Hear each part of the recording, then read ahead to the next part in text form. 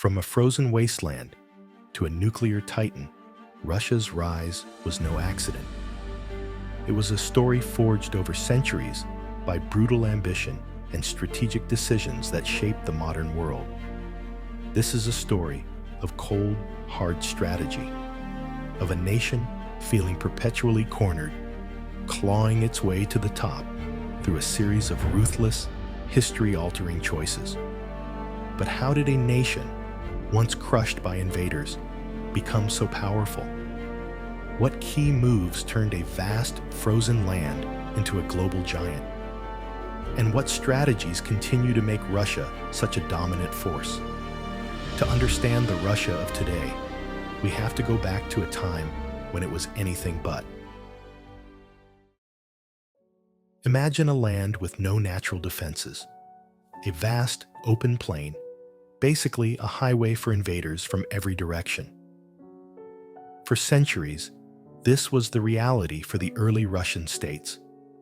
Their lands were a revolving door of conquerors, ending with the devastating Mongol invasion of the 13th century. For nearly 250 years, Russian princes were forced to bow and pay tribute to the Golden Horde. That experience left a permanent scar on the Russian psyche, a deep-seated fear of invasion and a core belief that without security, there could be no survival. And this fear wasn't just about armies on the horizon. It was baked into the very map of Russia itself. Geographically, Russia was in a cage. Its main port for trade with Europe, Arkhangelsk, was frozen solid for more than half the year. To the west, powerful empires like Sweden and Poland-Lithuania blocked the door to the valuable Baltic Sea. To the south, the Ottoman Empire controlled the Black Sea, the only gateway to the Mediterranean. Russia was a giant trapped in a strategic prison. Breaking out would become the central obsession of its leaders for the next 500 years. And diplomacy wasn't going to cut it. This would require force, cunning, and a leader willing to make a terrifying choice. That leader was Ivan IV, better known to us as Ivan the Terrible. Crowned the first Tsar of all Russia in 1547, Ivan was the embodiment of the nation's paranoid ambition. He inherited a state that had finally thrown off Mongol rule, but was still surrounded by the remnants of their empire, the Tatar Khanate. These weren't just neighbors, they were a constant threat, launching devastating slave raids deep into Russian lands. Even Secret was realizing that just playing defense was a recipe for failure. The only way to be secure was through relentless, preemptive expansion. He didn't just want to beat his enemies, he wanted to swallow them whole. His first big move was the conquest of Kazan in 1552, a decisive blow that shattered the Tatar threat on his eastern flank. This wasn't just a military victory. It was the first step in creating a massive buffer zone, pushing Russia's borders so far out that its heartland would finally be protected. But Ivan's true and terrifying genius was what he did at home.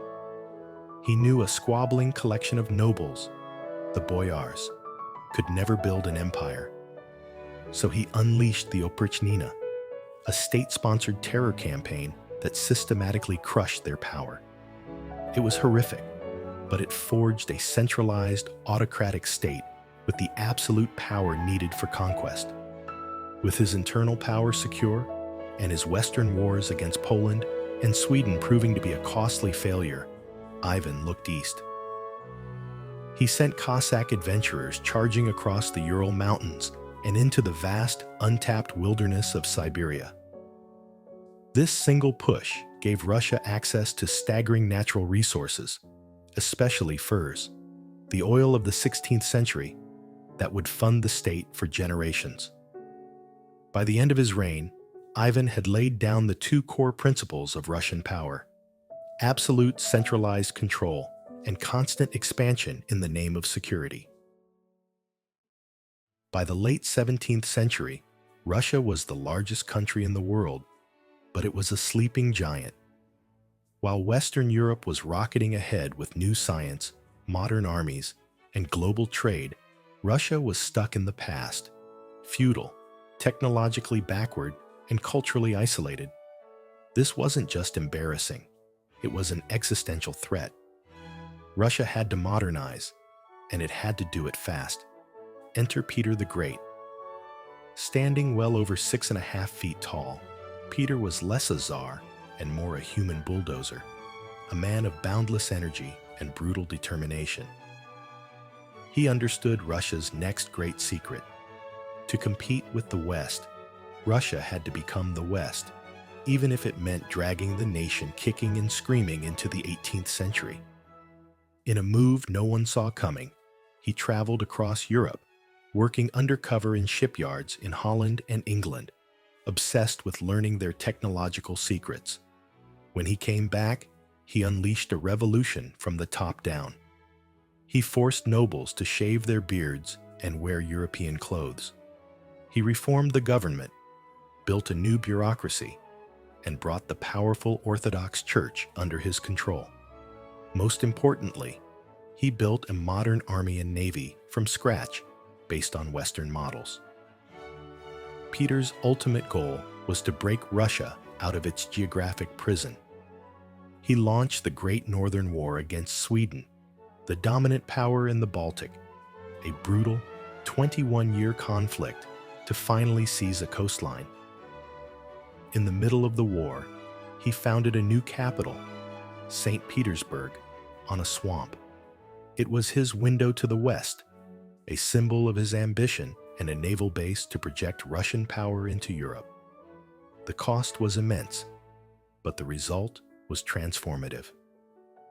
Victory over Sweden announced Russia's arrival as a major European power.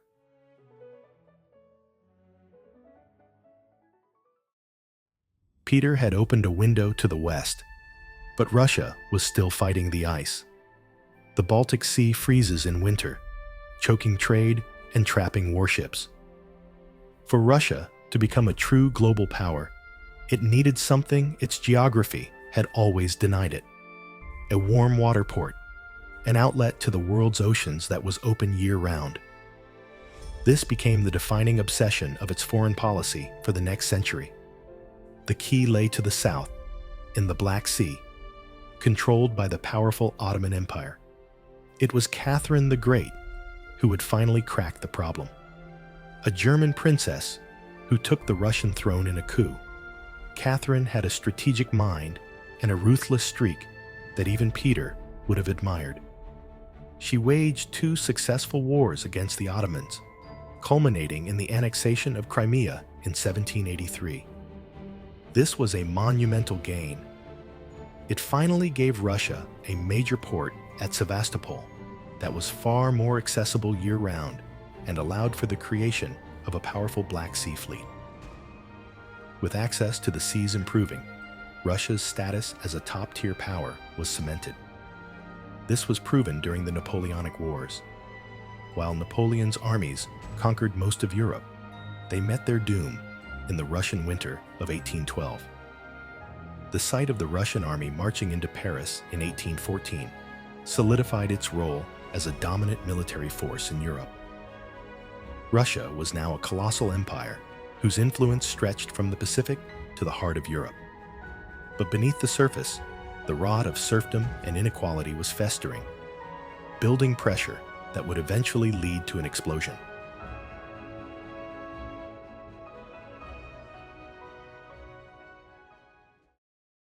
The 20th century hit the Tsarist Empire like a tidal wave and shattered it.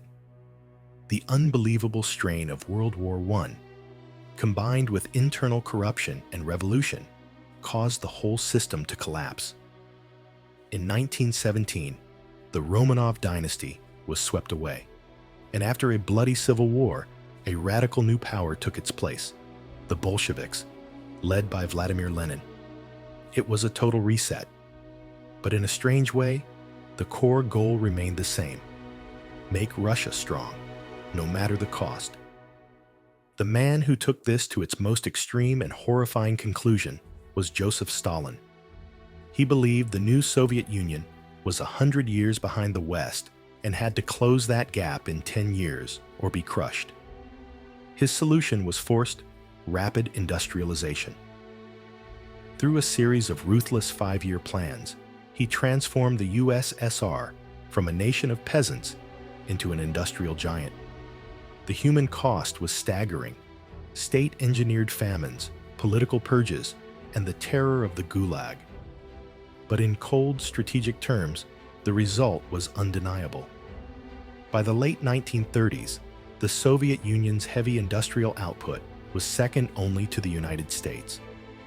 This industrial might was put to the ultimate test when Nazi Germany invaded in 1941.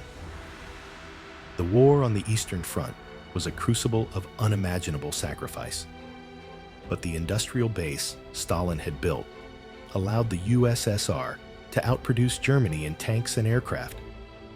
And out of the ashes of that war, with an estimated 27 million of its citizens dead, the Soviet Union emerged not broken, but as one of the world's 2 global superpowers. Its army occupied half of Europe, and in 1949, it detonated its first atomic bomb. The old peasant empire was gone. In its place stood a nuclear-armed industrial titan.